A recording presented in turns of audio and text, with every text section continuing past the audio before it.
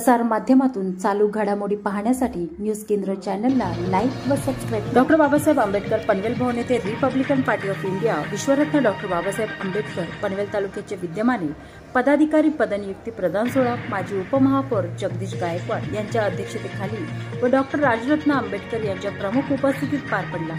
यावेळी पनवेल तालुक्यातील सर्व भीमसैनिक बहुसंख्येने उपस्थित होते। आपल्या कामाची सुरुवात ही डॉक्टर बाबासाहेब आंबेडकर भवनापासून सुरू झालेली आहे आणि सर्वांना मी एक आवर्जून सांगते की आज आपला नेता डॉक्टर बाबासाहेब आंबेडकर यांचे पंतू राजरत्न आंबेडकर साहेब आहेत। जेव्हा आपण कार्यक्रम साहेब आज आपण या ठिकाणी 200 तरुण कार्यकर्त्यांना रिपब्लिकन पार्टी ऑफ इंडियाचे या ठिकाणी पद नियुक्ती करतो। 200 तरुण कार्यकर्त्यांना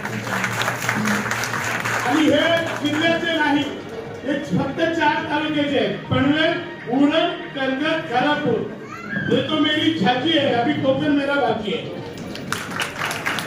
आणि आज सगळ्या प्रमुख कार्यकर्त्यांना या ठिकाणी सूचना करण्यात येत आहे। आता मी ठिकाणी नगरसेवक रायगड जिल्ह्यात असतील 20 नगरसेवक आणि आज जे तुम्हाला पत्र जे मिळणार आहे तो डॉक्टर बाबासाहेब आंबेडकरांची सही आपण एकदा पाहिजे होती।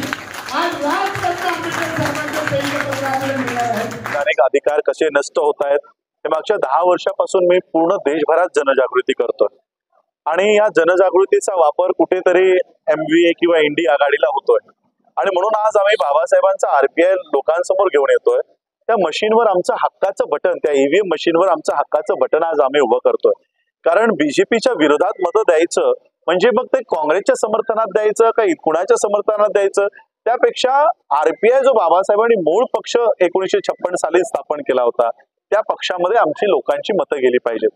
कारण ज्यांच्यावर आम्ही विश्वास ठेवला ते बौद्धांची मतं कुठेतरी कुजवत चाललेली आहेत, ती सत्तेच्या बाहेर ठेवत चाललेली आहेत आणि म्हणून आमच्या मतांचं रूपांतर सीटांमध्ये झालं पाहिजे, प्रतिनिधित्वामध्ये झालं पाहिजे। त्यासाठी आज आम्ही हा पॉलिटिकल बाबासाहेबांचा जो पॉलिटिकल पक्ष आहे तो लोकांमध्ये घेऊन जात आहोत आणि येणाऱ्या काळामध्ये विधानसभेच्या सगळ्या अनुसूचित जातीच्या जागा आम्ही लढवणार आहोत आणि त्याच सोबत ओपन कॅटेगरीच्या ज्या जागा आहेत जिथे आमची ताकद आहे तिथे आणि जिथे आमचे कॅन्डिडेट्स तयार आहेत अशा जागाही आम्ही त्या कॅप्चर करणं टार्गेट करत आहोत आणि येणाऱ्या काळामध्ये महाराष्ट्रामध्ये संविधानाचं सन्मान यात्रा ही आम्ही नियोजित केलेली आहे। नक्कीच बाबासाहेब आंबेडकरांचा पक्ष आज लोकांनी कुठेतरी अडगळीत टाकून दिला होता आणि स्वतःचे पक्ष मोठे करत चालले होते।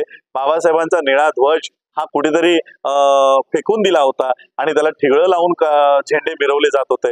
आता आम्ही बाबासाहेबांचा पक्ष आणि बाबासाहेबांचा झेंडा हा संपूर्ण भारतभर फडकवणार आहोत। आमचं कॉम्पिटिशन BJP आहे, BJPला हटवण्यासाठी आम्ही संपूर्ण भारतामध्ये आणि संपूर्ण महाराष्ट्रामध्ये आम्ही उतरलेलो आहोत। कार्यकर्त्यांना मी हेच आव्हान करेन की आपल्या समोर खूप मोठं लक्ष्य आहे।